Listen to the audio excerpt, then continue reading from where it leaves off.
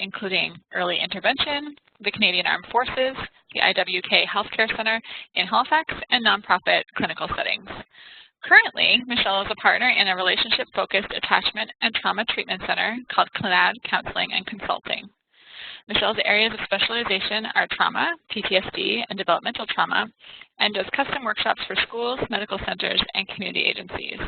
I had the lovely pleasure of working with Michelle all too briefly in Greenwood at the Military Family Resource Center, where I not only learned so much more about trauma and how it affects us all, but about building community and just the importance of sharing our experiences with each other to further develop our ability to cope and deal with the outside world, and really just cultivating the idea of establishing roots and what that looks like, especially for us as CAF family members and members. So it is my absolute pleasure to hand the presentation over to Michelle MacIsaac. Thank you very much. Now, to get the video going, I just click the video camera, right? Yes, absolutely. Okay. It'll start up in just a second. Can you see me now? Maybe? Yes, we can. I can see you. Cool. Good. All right. Now, the lighting has totally changed in the last half hour as I've been sitting on this. Is it still bright enough? Yes, you look good. Great. Okay. Good. Oh, thanks very much, Michelle. It's a pleasure to be doing this today. I'm a little overcome with the level of technology we're using today. It's so exciting, but it's not my usual format. So it's cool to stretch yourself and try something new. It's so exciting to see so many people from so many different places, and to know that we're all connecting in a very similar kind of way. We're all military families, and that's pretty awesome. So when Michelle approached me about this, I was eager to try something new, scared to death. But I started thinking about how, this, even her and I, our connection came to be. And in true military form, our knowing of each other in person happened in a flash. We met actually in a year of transition for both of us. It was my first year landing here in Greenwood, Nova Scotia, and it was her year preparing for her outcan and coping with a spouse away. And we, despite not just having our names in common, we had lots and lots of pieces in common. We both had wonderful conversations about how we survived and thrived, the challenges, the heartbreak, the sad stuff, the happy stuff, the funny stuff, and how each of us was coping. And at the core of that, the knowledge that survival was not just about getting together for play dates and coffee, but that survival was really about the intensity of those relationships and the lasting power of those relationships. And that totally struck a chord with me. And so Michelle and I have built a friendship just like you would expect over the distance, and I'm grateful for that. Just gonna find how I advance. The journey so far for me has been one of wearing many hats, and Michelle sort of alluded to some of the roles I've played over the years in my professional world. In my personal world, I'm a military spouse. I'm a retired military member. I'm a mom. I have 2 children, one who's getting ready to graduate high school, she's 17, and one who's just started school, who's just about to turn 6. I have 2 daughters. We run the gamut at my house, and it's never a dull moment with 2 daughters, I'll tell you. And along the way, we've had lots of shift and change. I've lived in lots of different provinces. I have not done an outcan. Germany was a possibility, and maybe someday will, but for us right now, it's just kind of been within Canada. But that journey has led me through many different environments, many different communities, many different jobs and challenges and all those pieces. And as Michelle sort of approached me with this topic, I thought, what's really important out of all of this? What are some lessons learned? What are some pieces that cross over between my personal world and my professional world that might be of value to share with people? And So it's going to be a bit of my own story, but I have a feeling some of it will cross over for other people as well. And along that journey came opportunity to sit in a place called Winnipeg, and some of you may have experienced that posting. I really loved our time there. I think it's Canada's best kept secret. It's freezing, but it was lovely. And it's in my time in Winnipeg when I got introduced to working relationally. Not just, therapy, you think therapy is about relationship, but it's deeper than that. To using an attachment lens, using the science of relationship as a way to treat people. And it not only changed the way I practiced, it actually changed the way I interact with my spouse, the way I make sense of my relationship with my parents, the way I parent my own kids, and the way I'm in relationship with other people. And so I'm excited to get to share some of that with you today as well. So let's dig in. This is what we're talking about. I love this image. It's an emotional image for me and for lots of people, I think, when we look at it. It's the primal image of relationship. This idea that we are actually hardwired, we are born with an innate need for relationship, and that doesn't actually end. That's actually a lifelong journey. And so what we're going to talk a little bit more about is what healthy relationship actually looks like. Some of us have had varying degrees of that in our lifetime. And then what gets in the way of us accessing this? What gets in the way of us not finding our tether? How do we plant roots? What does that actually look like? Relationship has many definitions. I really love this one, and it comes right down to the core human need that we need to know that we matter absolutely, that we are held in the heart and mind of another person, and that knowledge, that innately felt knowledge, is part of what helps us to get up and move through the world and helps us to be who we are, to be able to find relationships, to try new things, to let emotions go, to feel relief from that. All of that is based on this fundamental need for relationship and connection. Without supportive relationships, we're at risk of feeling isolated and alone, disconnected, like we can't find a place to belong. Mental health outcomes significantly change. This is where we find things like depression and anxiety, low mood. Some people talk about things like I can't try new things. I'm worried about starting something new. It might be that, I just feel stuck in the house all the time. I'm not really sure how to even begin to connect up with other things in our community. We might see increased behavior challenges in our kiddos. When our kids are under a lot of stress, just like us, they don't have the same, I call it a sophisticated management system. As adults, we have this filter we put on where we show the world one place and then we live something else in behind. Kids have less sophisticated management systems. What they have is, I'm here, I'm having a hard time, screw you, here goes the sister or the brother, and I'm whacking my sibling over the head. Or we might see a child withdraw. We might see them having a hard time finding inroads into a new community. We might see school changes happening, struggles with adjusting to a new environment. Relationship distress within partners can happen when we are left alone in new places, when we don't have adequate supports in our community, when we're trying to handle the load on our own. It can absolutely create distress within partner relationships, which further kind of taxes the family unit as a whole. And the key to military life, as we all know, is the idea of remaining flexible, because, man, you just never know what's coming at you. That's really hard to do when our systems are stressed out. And our systems are stressed out sometimes because we don't have the support that we need to be able to get through all the challenging pieces that are coming at us.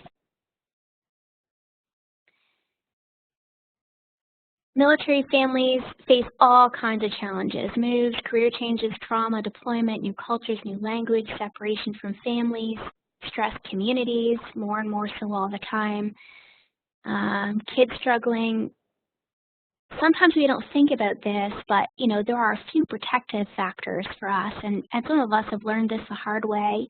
But the number one protective factor for all of us is relationship. So what happens if we struggle to put down those roots, though? What happens if we struggle to find inroads?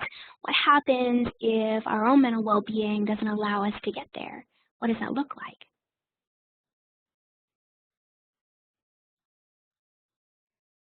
Sometimes we get this word kind of gets bantered about, this idea of resiliency.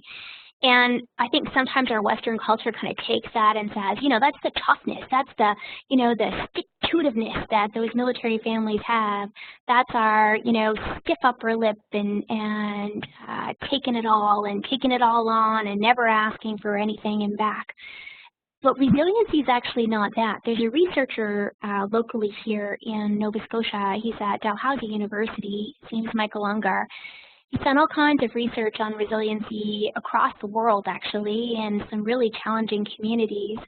And, what he actually boiled resiliency down to wasn't so much that we have the perfect setting, or that we, are never exposed to hard things, or that, life doesn't hand us any challenges, or it's not really about having all the money in the bank. It's not really about having, the nicest things. But in fact, resiliency is about relationship. And that even if we took the most challenging environment, even if we took a war-torn place, or we took a community that are living in transition, and even if we challenge them to the max, if a child in that environment, even surrounded by trauma, had one caregiver, one primary caregiver, one healthy relationship where they could find unconditional love, that actually changes the trajectory for that child over the lifetime.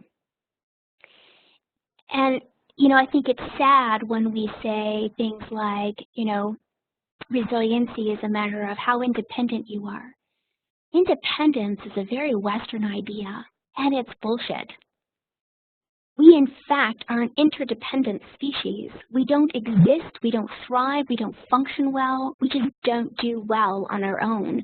But we live in a culture and a time where it's all about us. We're supposed to look after ourselves, we're not supposed to need anything, we're not supposed to ask for anything, and I think as women in particular, we kind of get thrown this a lot, and we're asked to take on this martyr role, but it doesn't match science. It doesn't match what we know about how our brains work and how our bodies work and how our stress system works. And in fact, resiliency is really about relationship. It's about being interdependent. It's about knowing that we have a community. The village raising a child, it actually does take a village to hold a family to support them to raise that child. It's not just a silly quote that we hear once in a while. We need relationship like we need air. I say this all the time. I say this in workshops. I say this to parents. I say this when my husband and I are, frustrated with our little one who's having a meltdown. That sometimes the most challenging behavior we face in our partners, in our workplaces, in our children, is actually them just trying to navigate relationship. We actually need relationship like we need air. If we are disconnected or we feel disconnected, we actually will do whatever we can to get it back. If you could think about what would happen if our air supply was cut off, if we lost oxygen, we would work like crazy to try to find a new way to do that. Relationship is no different, right? And so if we're cut off for long periods of time, we might grow weak, we might struggle. It certainly affects our own mental well-being. And sometimes we might blame ourselves for that. But there's a reason. There's a reason. We need relationship like we need air. We need connection. The model I use all the time in my work is based on, I saw somebody was in Washington, which is really cool. This particular model, circle of security, is just, all it is attachment theory, and it's set into a map. that was created by these gentlemen, Bob Marvin, Bert Powell, Glenn Cooper, and Kent Hoffman in Spokane, Washington. They envisioned a way of wrapping around vulnerable families and supporting them to understand what healthy relationship was all about. I love this model because it's a lovely way for us to understand how relationship needs show up. And sometimes it's a bit of a self-discovery. It truly is, it was for me in terms of understanding how I was brought up, how I raise my kids, how I interact with people. And when we have that awareness, it allows us to navigate those things better. It helps us to be more clear, although not always. Despite the fact that I eat, sleep, breathe this stuff, I still, when I go home and my husband asks me how your day was, sometimes I say it was fine as I go and, beat the pans around in the kitchen. I don't always give him a straight answer, despite the fact that I know differently. But giving us a framework of how to understand healthy relationship, that's what we're doing. So here's our picture, and I'm happy afterward to make this available to people who are participating today. There's a PDF version of this if you're interested. I would encourage you to check out the Circle Security website. They have some great resources on their site as well, and there are some things even on YouTube that talk a little bit more about it if you'd like some more information. So let's look at this picture, and I'm going to start first with that parent-child dyad as a way to understand the circle, and then we're going to talk about, because remember I said relationship is a need throughout the life course, so we're going to talk about translating that to us grown-ups who are trying to muddle our way through as independently as possible. So let's start again with kids. So again, this is attachment theory, so it's based on the neuroscience of relationship and how brains are developed. So we're born with an innate need for relationship, and in fact, all of our needs can be explained on this lovely map. So the hands represent the primary caregiver, so mom, dad, grandma, auntie, whoever it was who raised you. The hands are the primary caregivers, and from those hands, all children universally will go out at the top of the circle to explore and come back down in at the bottom of the circle when they're kind of worn down and they need to check in with us. All children, those of you who have kids in your life, will kind of, if you look, you'll see this kind of going out and coming in. As kids get older, they go a little bit farther. So my 17-year-old goes out a little bit farther. She might fly on a class trip, or she might go out a little farther and be a little more independent. But her needs at the bottom of the circle are still the same, and she still needs to come in and check in with us. So as we're looking at this, the top of the circle is, as primary caregivers, as parents, we need to support our children to go out and explore. They need us to watch over them. That's the, hey mom, look at me moment. Delight in me. That's the, I always use this example when I look at my 5-year-old in the back seat and she's crashed and she's fallen asleep, and I look at her and she's like so stinking cute and she's not doing anything. And she's not, having a meltdown, and she's just so sweet and peaceful. I just want to like squeeze her. Delight in me is about delighting in our children for who they are. When they make us laugh, or when they just show us a little bit of their personality. Delight is about delighting in who they are, not what they do, but in who they are. Help me is about just enough help. So I know I've hit the mark when, I might sort of help my little one start a puzzle, and she finishes it and she looks at me, she says, Mom, look at me, I did it all by myself. And she has no realization that I supported her in that. That's how I know I've hit the mark. It's that just enough help. The next one is enjoy with me, and us talking about play. And it sounds so simple, but our kids need us to engage in that way, and sometimes that's hard. And I work with lots of families, and even in our own family, my husband's awesome at doing the imaginary play. He rocks it.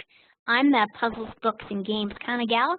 I like a little more structure, but enjoy with me is an absolute fundamental need for secure relationship. Our children need us to play and engage and do things, right?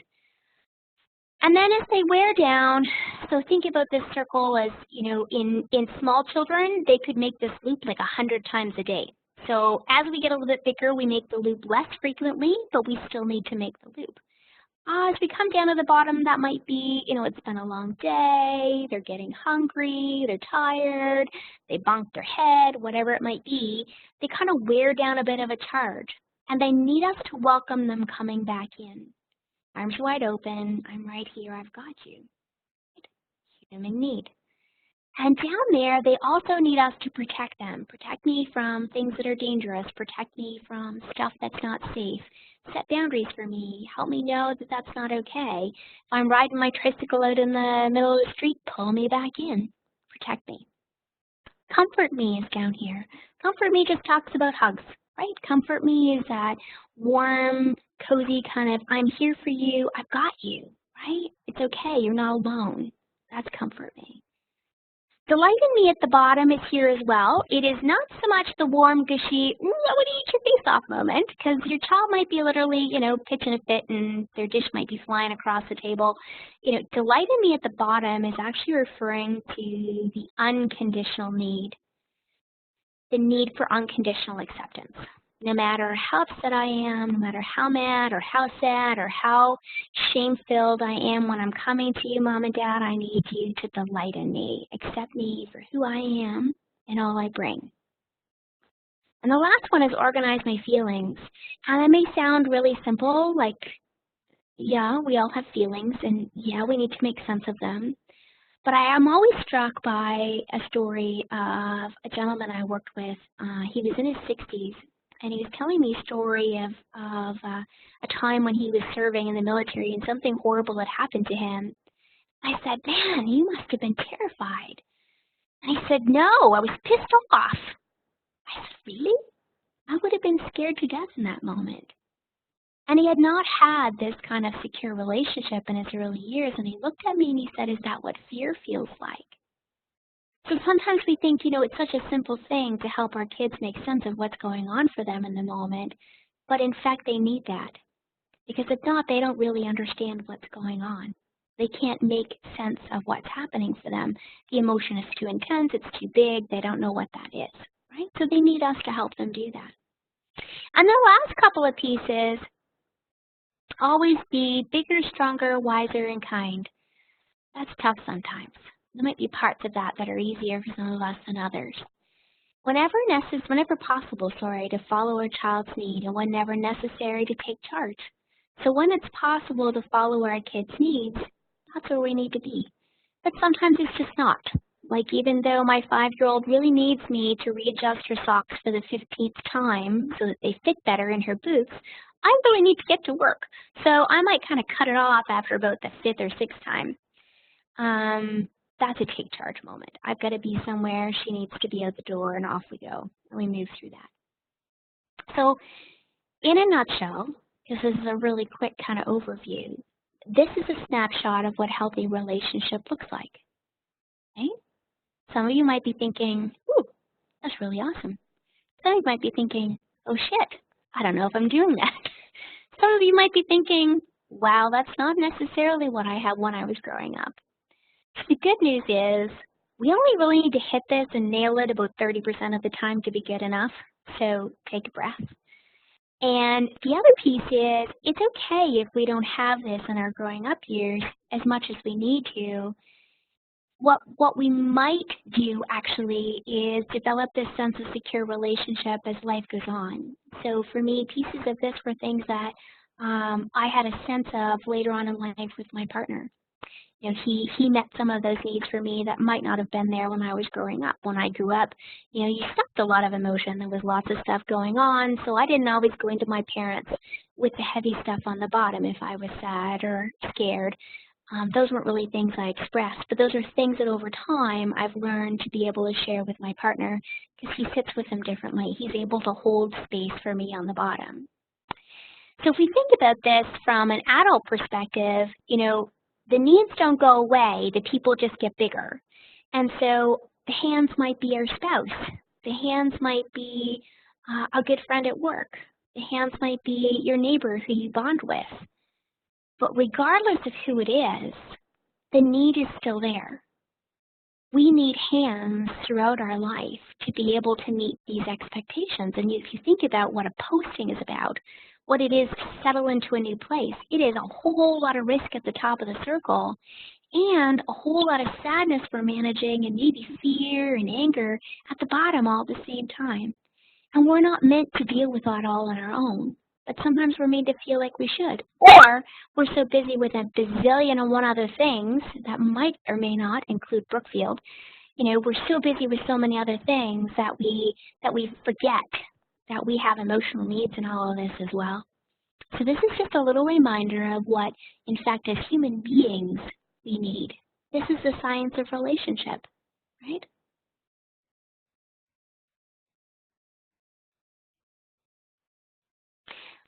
A sense of deep love and belonging is an irreducible need of all men, women, and children. I love this Brene Brown quote. I'm a huge Brene Brown fan. I can honestly say in probably the last 2.5, 3 years, she has saved me. If you have not read The Gift of Imperfection, I would recommend it, bar none, anything else. I have it in an audiobook format, a written format. I have the one I've scribbled in. I have the one I've translated into bits and pieces of training I deliver. It has totally shifted the way I move through the world. I love it.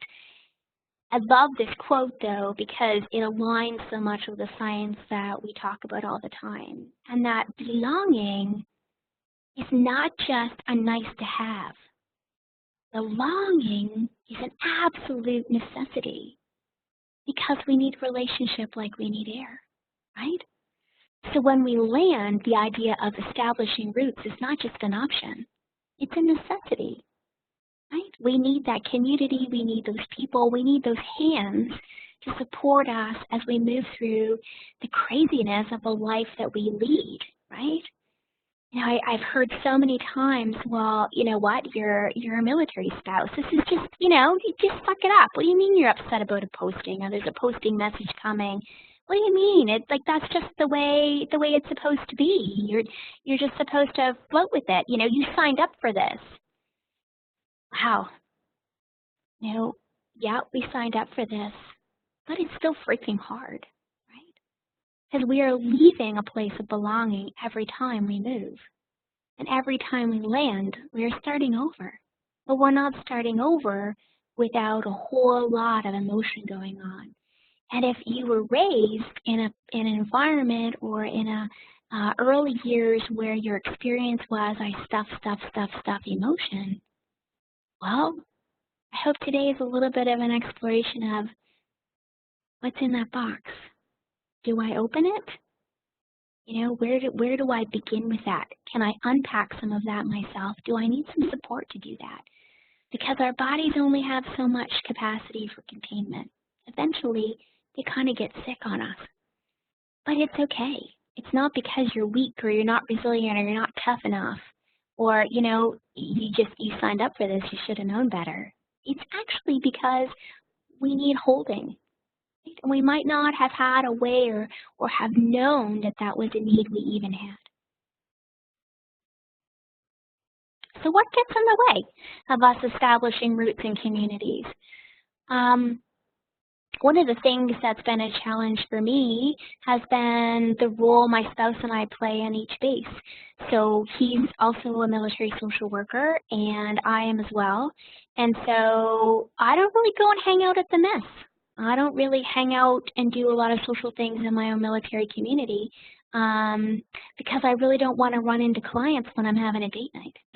Like on a very practical level, that's really not something I want to do. So we've had to learn some other ways to kind of get around that. You or your partner's mental health, social anxiety, PTSD, depression, some of these pieces absolutely get in the way sometimes for people establishing roots in community. It might make it hard for them to kind of bridge into that taking risk. If we're feeling crappy at the bottom of the circle and we're not being held well enough, the idea of exploring our community and making new connections and relationships is that much harder, right? We can't do that without being held. Financial stress could contribute. Concerns for our kids, head down and super focused on all of the tasks that need to be done, right? Finding school, navigating educational needs for our kids, language barriers. My goodness, if we're posted into a community that doesn't have our first language as a primary language, that can be a huge barrier for people to even have confidence to move out into that.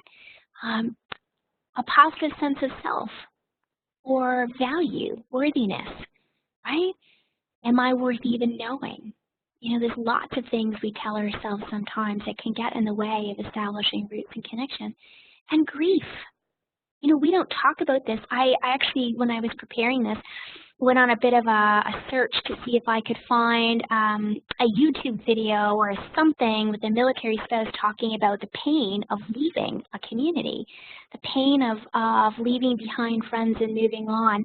And I couldn't find one. Now, maybe it was just what I was searching, but it shocked me because I thought, wow, like this is literally something we all deal with, right? You know, those communities or places or networks of friends, you know, that just are so strong and so powerful when we put down those roots, and then we have to rip them up, right? And then move on to something else. And you know, that feeling as you're saying goodbye to this group and that group and the next group, and I'm having dinner with these friends and I'm leaving, and I know I'm getting on the road the next day, and then having to flip the switch to the exciting trip of, you know, driving halfway across the country with a child with stomach flu or whatever it is we're facing, right? You know, we don't often talk about the grief that happens as we try to get our head around what's to come. Not just that, the people that we're leaving, right, are also having grief, right? This is a quote I found a long time ago. When I joined the military in 2004, I was working with a team who were really fantastic. I had an awesome boss. I loved where I worked. And I was scared to death. I loved my time with the military. I wouldn't trade it for $1 million. But the idea of doing basic training scared the shit out of me. So I had to really wrestle with this, leaving a place I loved and then moving on to something different that was completely unknown. Isn't that exactly what we're asked to do? So I found this quote: you never really leave a place you love. You take a part of it with you and leave a part of it behind. And it helps me each time as I go to grieve what I'm leaving behind and to make space for that. And it also allows me to find a bit of courage to know I'm not alone as I take the next step, as I move on to the next piece. And what that looks like for me, I know I'm taking a piece of that with me.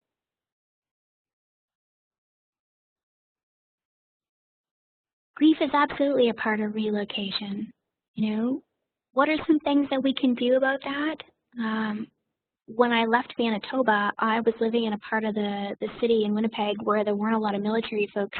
And so none of my friends really had any experience with people moving in and out of their life. They welcomed me with open arms. It was an incredible place, way easier than the East Coast actually to break into. But we had lots of open conversation about, this is going to suck when I go. And I know me, and I know for a while after I land there, I'm probably not going to check in with you because I'm going to be trying to manage the adjusting to the new place. It doesn't mean I don't love you. It just means I'm going to need to take a little bit of a break to be able to do this. And you might, as the person I'm leaving, have really mixed feelings about wanting to hang out a whole lot before I go. And that's okay too. Because sometimes if they don't really know what to expect, they might pull back, right? Because the funny thing is, when we're in a sad place, all of our attachment bugaboos, they kind of pop up, right? So if we're a stuffer, we're going to avoid the shit out of that person who's leaving. Or if we're somebody who needs to have the world help us with our emotions, we might be all over social media trying to find some sense of comfort and some sense of making sense of what's going on for us. There are lots of ways for people to move through that. So having a really open conversation about that helps you say, dude, you're kind of ignoring me. Let's go for coffee. Like, it's okay to be sad. I know I'm going and things are going to change, but our relationship doesn't need to end. Recognize your own attachment patterns, and and those of others, and recognize that they're probably going to show up under stress as we anticipate that loss. The idea of ritual can be a really powerful tool for us too as we're grieving. As we go and as we land, I have some rituals I use as I'm leaving a place. Sometimes people will want to do something nice for me and they'll want to have a little going away or whatever. For me, the ritual is a little something I write, I work on beforehand as a way for me to give them something about how much they meant to me. And so part of my ritual is preparing a way to say goodbye and leave them with a little token of something that is meaningful to us. And when I land, other than painting my kids' rooms, they're the only rooms that ever get painted and decorated. My ritual when I land is having my box of stuff, and I'll talk a little bit more about that in a minute. My box of stuff, my things that I take with me from each place that represent where I've been. I kind of keep that in the car. It goes in a suitcase or in a box or something, and wherever I land, either professionally or in our home office, those things get set up. That's part of my landing and settling into that new environment. It's also important to acknowledge the pain and make time to share the grief together with your family. Your kids are grieving, your spouse is grieving, you're grieving. It's important to name it, right? And when we name it, we can just sit with it. It's okay, right? All emotion ends.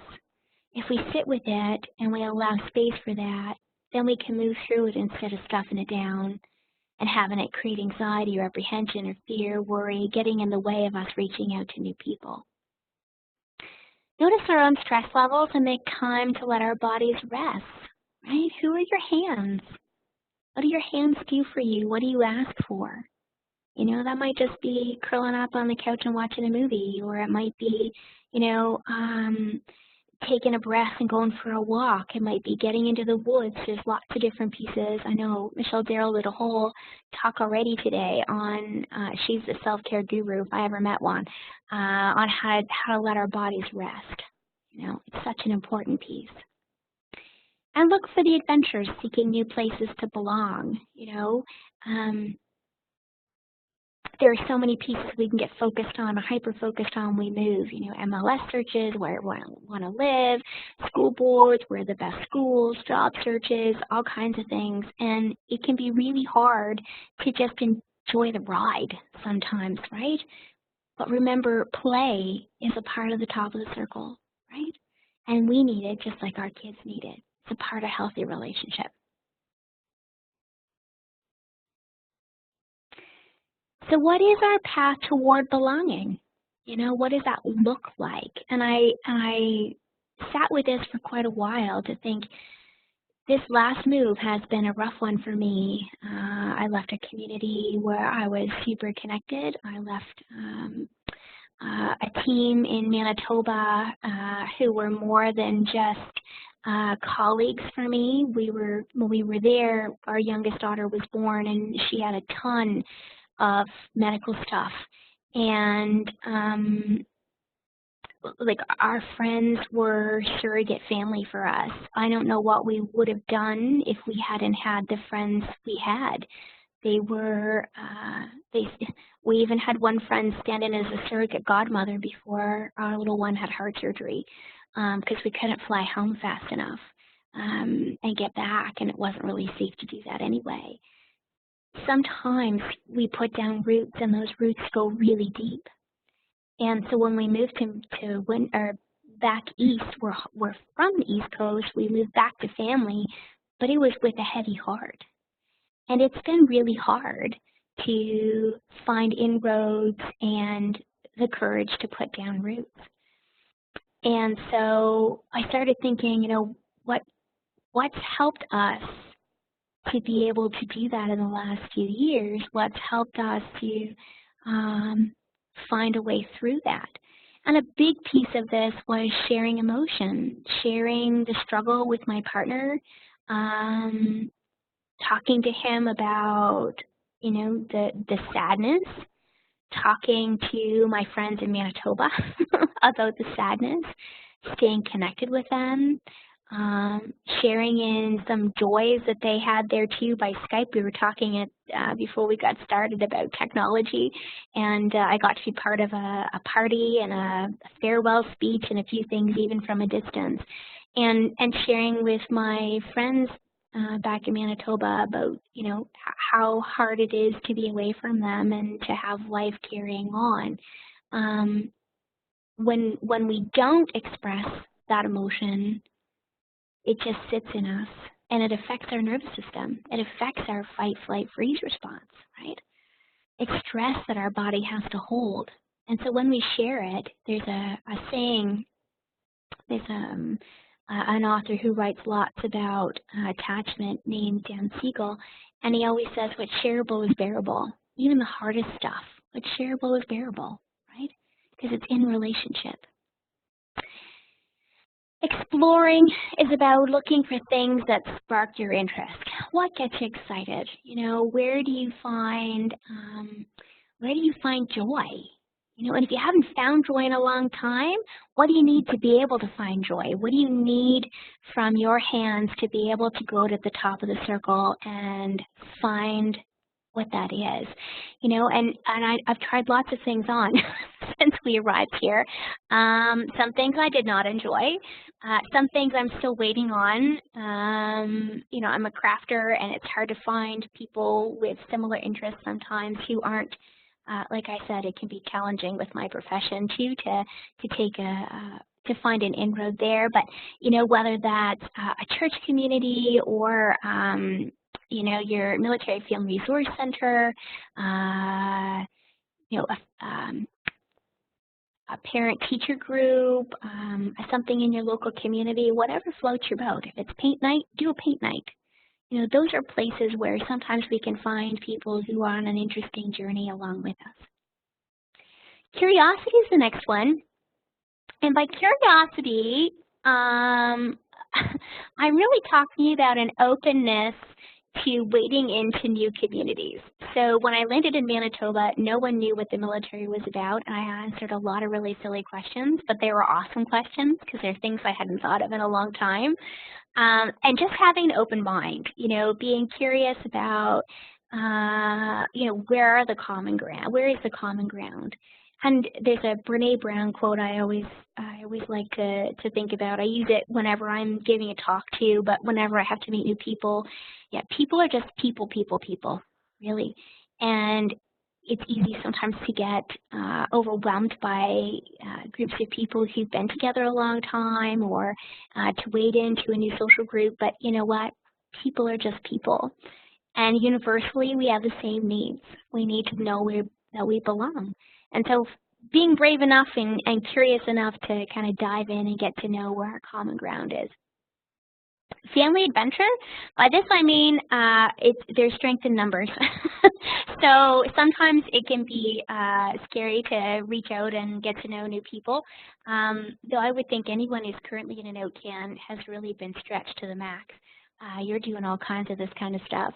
But sometimes it's helpful if you can sort of drag your partner along, and maybe there's a sport you love, and you can find, you can do that together, or hang out with other families, you know, going to places where other families might be, using your kids as a way to kind of meet other parents. Sometimes that's helpful too. Then they get connected and you get connected.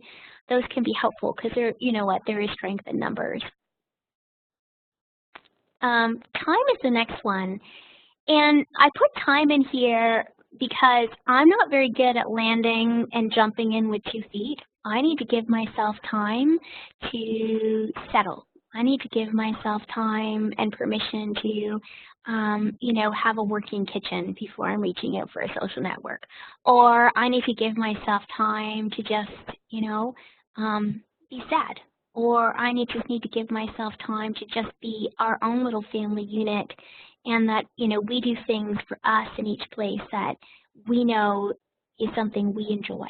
Whether that's, you know, pizza and a movie night, you got to find a good pizza place. That's a must right off the hop. And we just do pizza and a movie night for the first, you know, few weeks that we're in a new place. And that it's okay. We're all going to have a different time frame. but it's okay to give yourself permission to give yourself time. And the last one is filling up your own cup.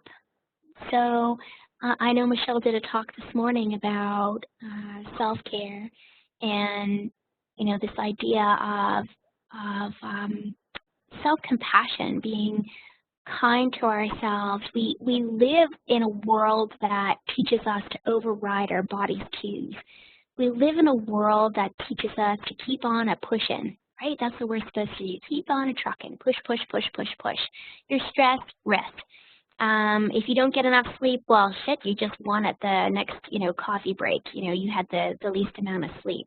We are constantly overriding our bodies and what it needs to do. And I think this has probably been the piece I've had to learn this time around, whether that's because I took on new challenges, it was harder to leave, we'd had lots of stuff on our plate.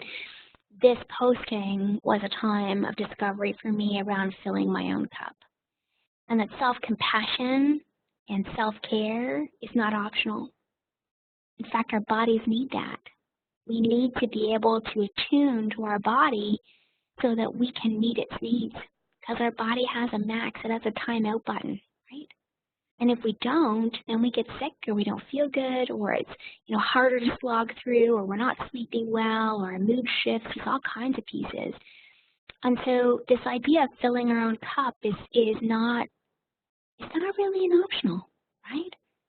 Maybe we pick up a journal, or we read a book, or we just breathe, right? Taking a pause to just breathe.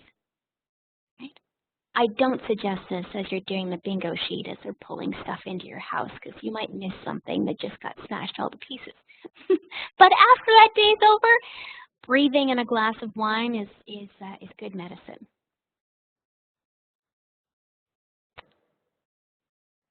A moment of self-compassion can change your entire day, and a string of such moments can change the course of life. Self-compassion, even though I know the importance of it, is still a daily practice. I practice to be able to do that, right? It's supposed to be. It is hard, because everything in our culture says the opposite. It says be self-sufficient, independent, and do it yourself, right? But we are social creatures, and we get tired, and we have a max. We have a maximum capacity. So it is a practice, right? Brene Brown, Gifts of Imperfection. That's what I'm going to preach again.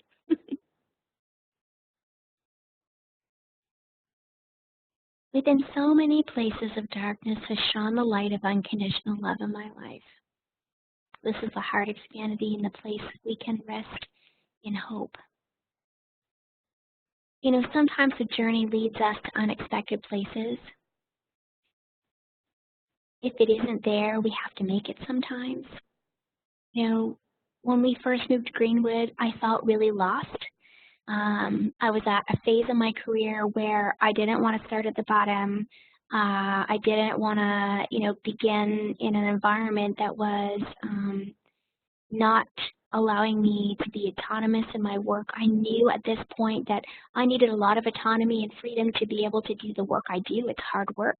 I knew for me that was what I needed. And you know what? It wasn't in my community in the way that I wanted it. So I dug deep. I cried literally buckets and buckets of tears. And I had to dig down really hard and find my courage. And that's what brought about our clinic counseling. I needed to build my own place to belong. Who I am is really tied to what I do. Who I am is about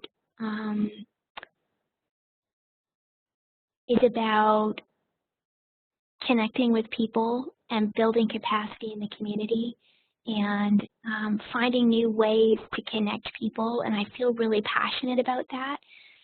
But I couldn't do that on my own. And I needed a friend again. And she held my hand as we went through the risk of jumping into our partnership. And we did just that in October of 2017. And as part of our place, our building where we exist as a practice, there are bits and pieces of things that I have taken from every place I've ever been.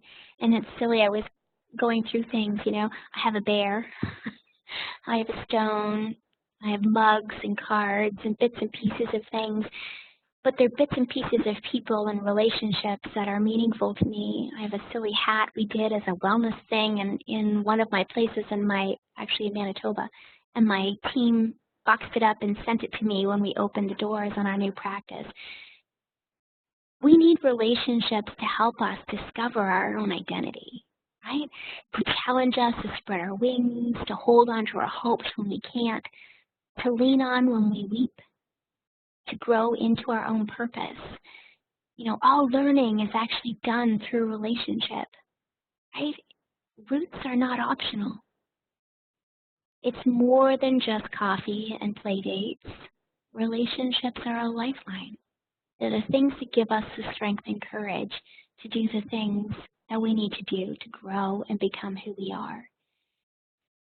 I think it's such a gift to be able to see humanity from the angle that I get to do that every day. I am so blessed to do what I do. To see and experience generosity and compassion from people who aren't blood relation. I don't know that people who live a world outside of what we do all the time, moving and transitioning and settling into new communities, could possibly have the same experience.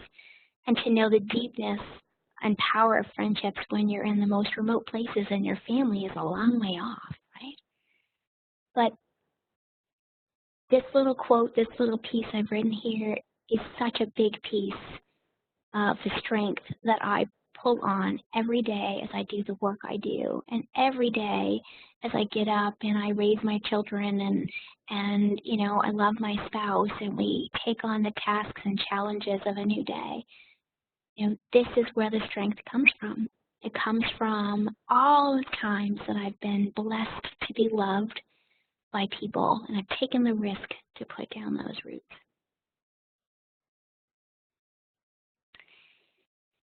And that's it for me.